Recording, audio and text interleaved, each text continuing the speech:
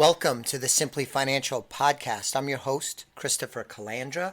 My guest today is Tom Macbeth, and I decided to invite him on the show because I've known him a number of years, and he had been planning for retirement for quite a bit. We're going to talk about that. But then, somewhat unexpectedly, part of it related to COVID, he ended up separating from service and decided to retire about 6 months ago. And I wanted to kind of get his perspective now that he's 6 months into it. And it was a bit of a surprise. He was prepared. Again, we'll talk about that. But it was a bit of surprise. Find out how it's gone over the last 6 months. And I'm really looking forward to having this chat with him. So, Tom, thanks for spending a few minutes with me today. Yeah, sure, Chris. It's good. So you retired at age 67, right? Yes. And it was about 6 months ago. So we're recording this in March of 2021. You retired sometime in early September 2020? It was the last day of August, last working day of August. All right, beautiful. Yeah. So we're going to talk a little bit about that, but let me go farther to the beginning. And it's a common question that I ask. It's something that I find very interesting and I'm terribly curious about. So, and I think I kind of know the answer because we've talked about some of this stuff before, but now that we're recording it, it's much more official like. What kind of home did you grow up in? Was it a wealthy family? Was it poor, middle class? How would you characterize it? I would definitely say middle class. I've got three brothers, the oldest of four, and mom never had a job until we were out of school, all of us. So she was the typical stay-at-home mom, took care of everything. And dad was, the regular working kind of guy, go to work every day and kind of take care of things around the house. He and mom built the house when I was about a year and a half old. They finished it up. So it was good. Mom did a lot of baking, and all my friends at school were always jealous because we had the homemade bread, so stuff like that. But, this was not in my kind of prepared questions and stuff. But, one thing that I find interesting, I have my daughter Marissa and my son Dominic. They're 20 and 15. It seems like generations ago that there was less of an awareness of whether you were rich, poor, or middle class. And as kids, I think kids have a heightened awareness of that today. I don't know if that's because of social media or because people are more apt to talk about money and finance today. It was much more secretive in the past. But I haven't done these interviews with a wide variety of people, Tom. A common thing was, we were middle class, so we were poor, but we didn't know it. It's a little different today, don't you think? Oh, absolutely. I agree with that 100% because when we were kids, we had, which we found out later, kind of a bit later in life, that just up around the corner from us where we lived, there was a bunch of guys that were either, lawyers or doctors or corporate executives, and we all went to school with their kids, but we never thought of them at the time as the rich kids or anything like that. Dad did okay. He was never hurting for money or anything like that. So, it was just like they were our neighbors, and they were on our school bus. And we never thought about it until I remember after high school sometime learning about a couple of the other, corporate executive types that lived up around the corner and they went building a fancy new house or whatever. But at the time we were going to school, it just wasn't a factor. Yeah. It's an interesting thing. So early on, what are your early memories about learning about money? What do you recall? I really got started because I borrowed money from my mother to buy my first bicycle. So I could have a paper route. The Bank of Mom. Yep. And I had to pay mom back I think I had monthly payments I had to pay her back. That's so long ago, I don't remember. But before that, it was just a clunker bike. But then it was like, you could get yourself a paper route and earn a little bit of money. And, so I did, borrowed the money from her, paid her back. And then I saved the money from my paper route, went down to the bank, got a bank account, and that was it. I still have a bank account, same bank account at the same bank from when I was about 14, I think. So you borrowed money at an early age. Now, did you need the bike to do the paper route, or was Yeah, it more of a toy? I needed the bike to do the paper route because it was, I don't know, a few miles, maybe 3 mile route or something like that. And, the arrangement was mom would loan me the money to buy this bicycle. It was $150, that was more money than I had at the time. Yeah. And, the thing was that I had to pay her back and I had to faithfully do the route. They weren't going to drive me around if I didn't feel like doing it. They only drove me around, if it was really bad from snow and ice or something like that. But if it was raining a bit, I did it on the bike. And if it was, the snow had been cleared, I did it on the bike. And that was it. I did that for quite a few years. It saved up a lot of money. Well, how old were you when you started the route? I honestly don't know. I got to say maybe, I don't know. I'm guessing maybe 13 or 14. Yeah. So I had my first paper route when I was 12. I grew up in New York City, and I remember vividly my dad saying, "Hey, come on, let's go for a ride." And we stopped someplace. We went inside, and next thing you know, I had a 2-day-a-week paper route, which is not really what I wanted, but Yeah. I didn't really get a choice in the matter. Yep. And then after doing that for a while, that actually was the Staten Islander. And then after a few years, I moved to the New York Daily News and delivered that every day. But I remember as 13, 14, 15 years old, I always had cash. And I Yeah. always had money because back then you used to collect. So you would collect from your customers. You'd go door to door and collect the money. And then you'd have to pay the distribution, the newspaper, what you had bought in newspapers, but you always had cash. You always had cash flow. Yeah. And if you needed money, you'd go collecting. And Yep. it was really a great experience. I think it's a key part of why I'm a financial planner today. Just that whole experience with the cash flow and counting the money. And at a young age, always having, cash was always pretty impressive. I did not come from a family with money myself, but yeah, a lot of people my age and older got their first start with money, first start working, doing paper routes. That doesn't really exist anymore, I think, in No. most, if not And all places. yeah. And the one I had was, 7 days. Yeah, me too. Yep. Every day. And I had to do the money collection and all that stuff. And there was never, ever the idea from mom and dad, and none of us ever asked them about an allowance when we were kids. I mean, that would have been completely off the table. And it's nothing we ever thought of, because some Yeah. other kids were like, well, we get, my parents give me an allowance. Or, oh, what's that? And Yeah. well, they give me so much money. Why do they do that? Yeah, I don't remember getting an allowance either. Yeah. I really don't. So you had this experience in your maybe early teens, borrowing money from your mom for the bike. What early remembrances do you have about money related to your dad, Chuck? Uh, Nothing really. His job was completely separate. I mean, not really separate. He never really talked about it much.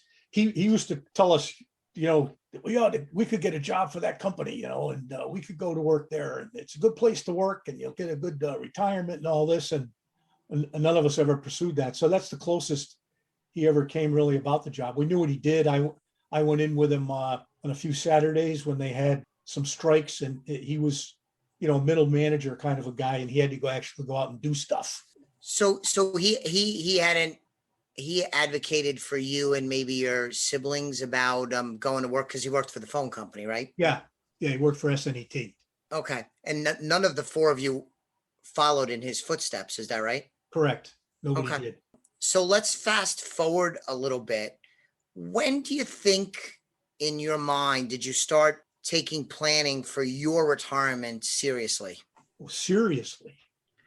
Probably not until I got furloughed in April.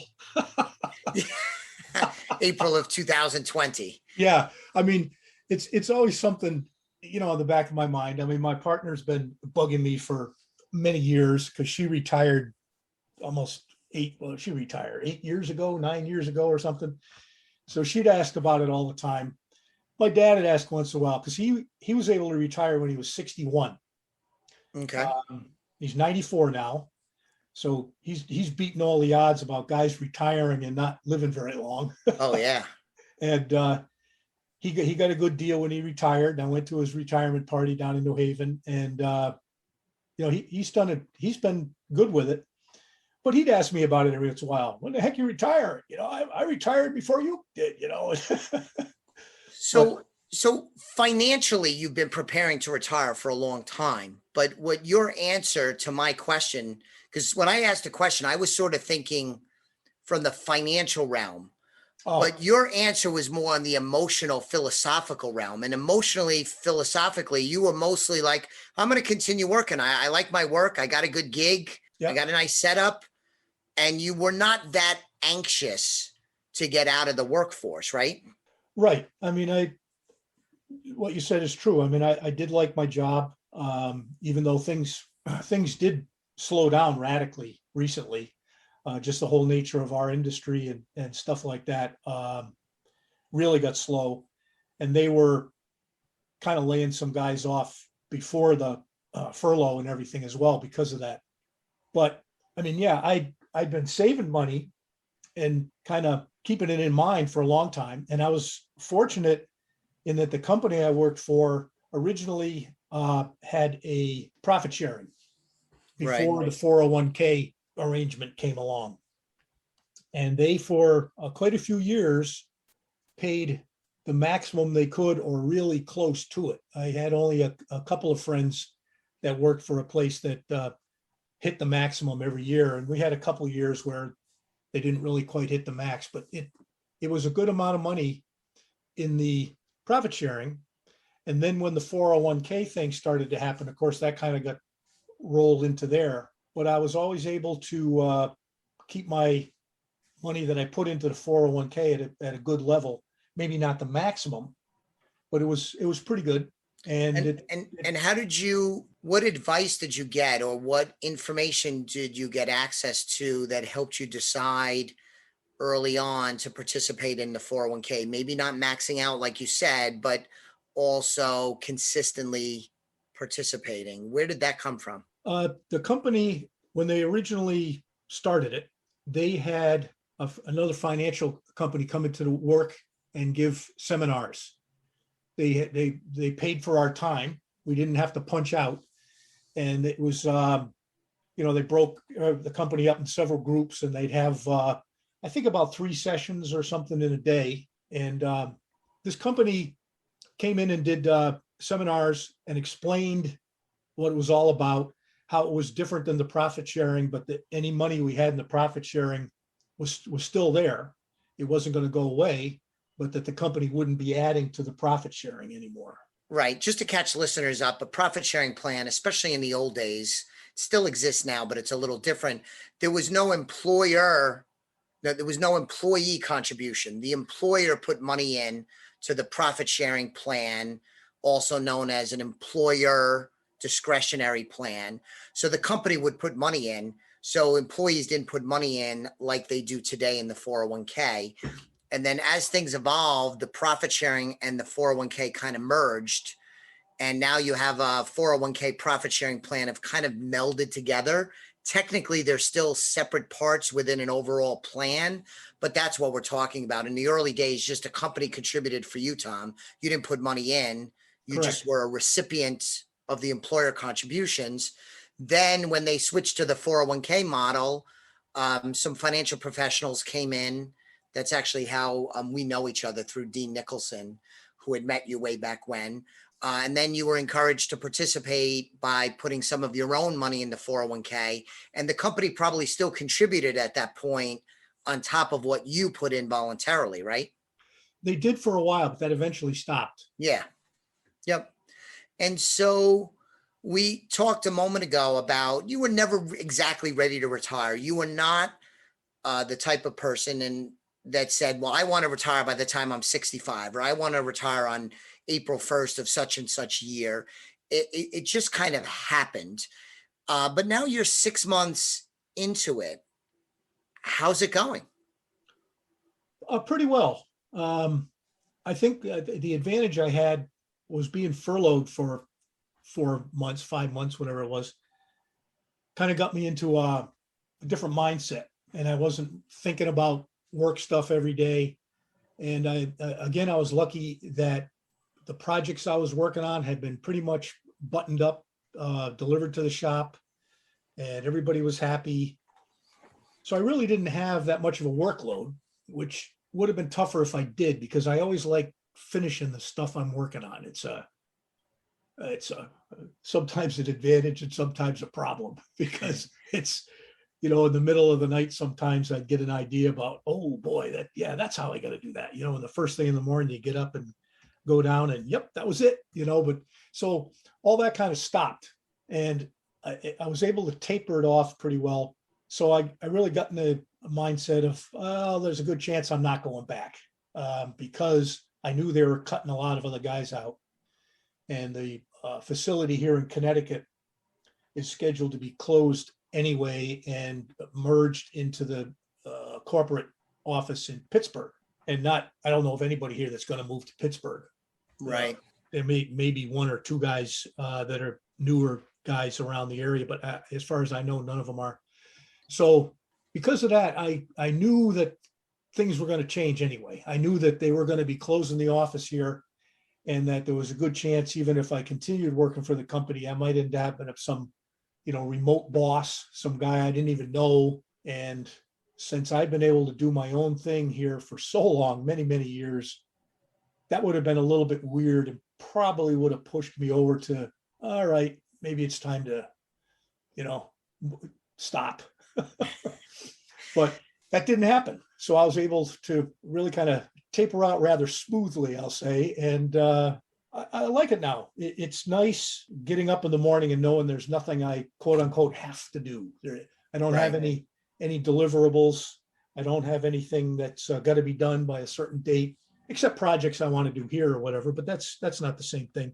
I mean, you're still young and healthy, and mentally you still like to be challenged and do different things. You're not sitting around watching like Jerry Springer all day or anything like that. No, but no, I've got a few things going. I've been scanning old slides from trip we took to Kenya and Egypt back in 1989. So I scanned all those. I still got to process them now to make them, reasonable images and stuff like that. But I got like 1,100 slides or so to process, some from my brother and I during the bike racing days and stuff like that. So chip away at that stuff in the winter, and now we'll start doing some work outside. Now you retired during a weird time, of course, during the pandemic. And you mentioned your trip back in 1989, I think you said, to Egypt and Kenya. You and Maureen like to travel, but that's kind of gotten sidelined with everything that's gone on. So, I mean, you're not really spending more than you were when you were working, right? Probably less because you're hunkered down. But you must be looking forward. Let me say it this way. Most people, when they do retire, they have some things they would like to do. And you and Maureen have been traveling for a long time, probably more than many other people. But were there things that you were looking forward to do when you did retire that you haven't gotten to yet? Oh yeah, definitely traveling. We had from the time I was furloughed, we were supposed to go to Spain back in March to go to the World Dog Show and bring the young dog there, because Maureen would have been showing her there. And obviously that got shut down. And then we were going to go on a trip to Ireland with some neighbors in May. And that couldn't happen because of the pandemic. And then we were supposed to go to Scotland in August to go to see the Royal Tattoo and visit family of our good friends over there. So none of that all got wiped out. Yep, that all got wiped out. But we were lucky that we got all the money back. We got all the rent-a-car money back, all the airline tickets back, all the Airbnb and hotel rentals. So it didn't cost us anything. So from that standpoint, and you can't go out to restaurants for the longest time. So we didn't spend much money last year. Yeah. So you'll be anxious to get back to those traveling and eating out kind of things when the coast is clear. Hopefully, fingers crossed, sooner rather than later. Um, so tell me, in terms of handling money, do you have any rules or guidelines on handling money and building wealth that you could share? Well, I don't know about building it as much as I just never like owing anybody any money. I don't like having a debt to anybody. I've always paid cash for all my cars. When as soon as we could, we paid off the house here. We paid it off early when it got down to an amount where we said, heck with it, let's get this Right. done. So neither one of us owe anybody any money for anything. And I've always liked to be that way. I like to know that I don't owe it. And I've never spent frivolously. I mean, it's not, some new gadget comes along or something. It's like, okay, whatever. Yeah. But never any fancy cars. I'm the guy with the utilitarian cars, and pretty much use them till they're worn out. Gotcha. So, do you have any times when you made a financial mistake that you could point to that maybe you learned a lesson, or it's a warning for others? Anything you could? Well, the only thing I could really think of that I would consider to be a mistake is I kept back in early '90s, I would say '90s, mid '90s, kept way too much money in a regular savings account. And at the time, I was investing, but being a little bit younger, and also sometimes you get to, like, well, I got this amount of money in the bank. I'm still going to have that amount of money in the bank. But looking back at it, I could have done a lot better. Okay. That even in those days. And I did go through the hump with the Putnam funds and ended up on the short end of a bunch of that and had to write off a bunch of Oh, okay. stuff Probably my in the late taxes for years. 1990s, they had some hot offerings that struggled in the tech wreck in the early 2000s and in Yes. the aftermath of the September 11th attacks. So I get what you're Yeah, it was saying. definitely way before September 11th, but this was back, early 2000s. Well, even Because I had earlier to, than that. Okay. yeah, early 2000s. I kind of took a check on that to make sure I had it straight in my head. But so during that time, I did have, well over $100,000 in a regular old bank account. And I go back and look at it, and I look how much money I made in 5 years on that in the bank. And it's even back then where they were paying more interest. I mean, now, what are you going to probably get $100 for 5 years? Yeah, I mean, $100,000 in the bank now probably makes you $250 a year, and you Yeah. might even be lucky in that. Right. It's So it's really incredible, the 0% interest rate environment we're in. So you're 67, you successfully retired, you're living a peaceful, financially secure life. You're waiting to get some things done when the pandemic subsides. Any advice that you would give to younger generation, somebody maybe in their 20s, perhaps still in school, starting out in the business world, about money and building wealth? Well, I think, like you mentioned before, things have changed a little bit from when I was a kid, but I would I still always recommend, save your money as much as you can, put a lot of it away. And as I said, not just in the bank, you got to have some money you can spend and stuff like that. But, and this whole thing about not having to owe anybody any money. I was only late on 2 credit card payments my entire life. And that's before we could pay stuff online. Back in the day, I had to write a check. And I was on the road and got stuck on the road and didn't get home in time because they kept me too long. And that really ticked me off. It was like, it wasn't a lot of money, but it was like, I'm throwing it away. And Yeah. so, I mean, that's part of it. I mean, when I hear about all the money people have on credit cards that they can't pay, that's just something I would never do. I just can't imagine it. It's just completely foreign to me. And That's good advice for actually anybody at any age.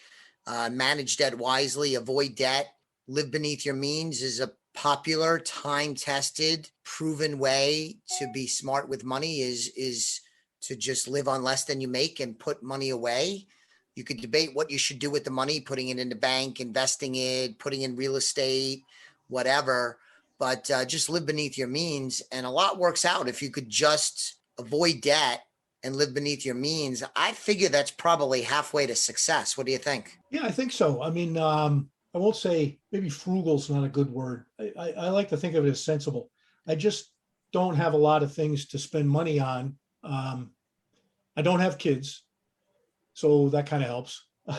We paid off the Having house. two kids, I could assure you that does help. I know. And mom and dad had four of us jammed into that one little house, and how things have changed.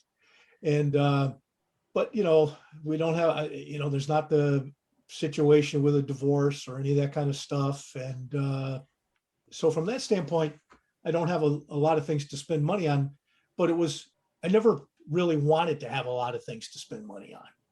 I actually love what you said because, frugal has a negative connotation. Frugal, I don't know if this is the actual Webster definition, but I think it denotes frugal, meaning you're going to deny yourself what you want and you're going to buy the cheapest, least expensive, avoid spending money kind of lifestyle.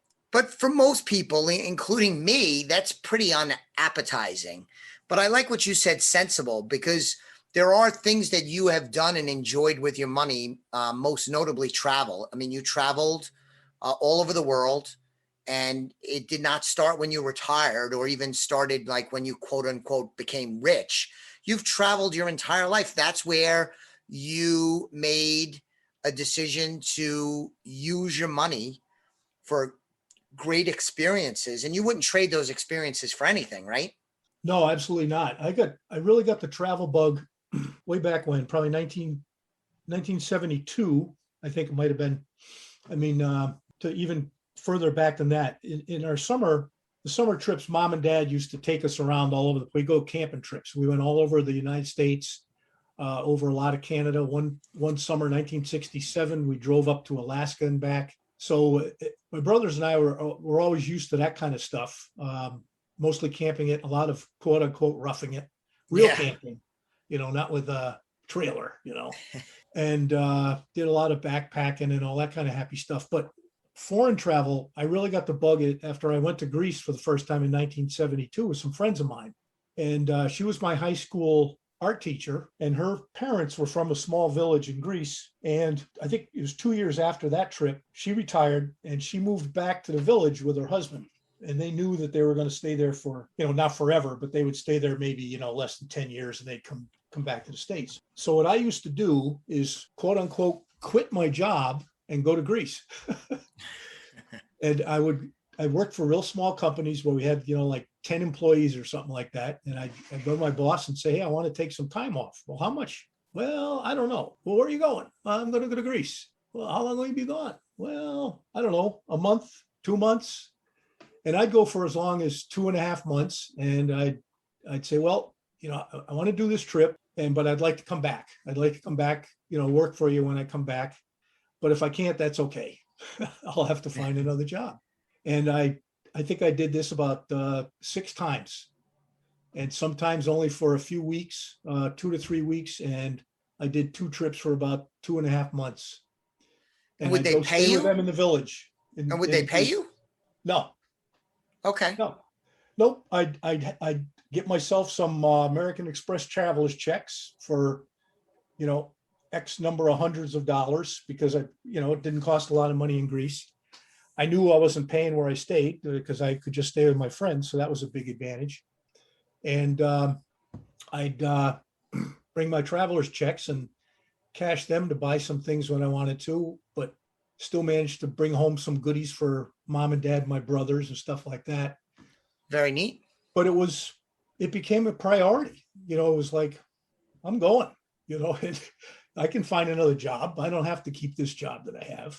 But in every case, I was able to come back to the same company. I had one time where my boss, who was the owner, he kept calling my mom and dad and saying, when the heck's Tom coming home? We got this thing going here. We need him. When's he coming home? They're like, well, we don't know. That's awesome. Very nice. In the day, you could buy a open-ended round trip ticket from TWA, and that's what I would do. So I'd be sitting around over there. Maybe it was, mid-January or something like that. It's a little gray, and I brought my bicycle with me one time so I could ride around over there, and that was just really excellent. And so it's finally, oh, okay, I guess I'll go home. And so you could just go down and show up at TWA and hand them your ticket and fly home. There you go. And I imagine security was much easier back then, right? Oh, whole different deal. Although the Awesome. Greeks did like to open up, check all the stuff you're bringing, because as my friend said, they're just very curious and they want to know what you have. That is awesome. I thank you for spending a few minutes with me, giving some insights. I'm so happy that retirement is going well for you, and it's going to get even better when this pandemic subsides and we could get back to doing all the things that we want to do. So, listeners, I appreciate you checking the show out today. If you haven't subscribed to the Simply Financial podcast already, please do so. I'd really appreciate it. And I'll be back with you on the next episode of the Simply Financial podcast very soon. Thanks for listening. The views expressed are not necessarily the opinion of SagePoint Financial Incorporated and should not be construed directly or indirectly as an offer to buy or sell any securities mentioned herein. Investing is subject to risks, including loss of principal invested.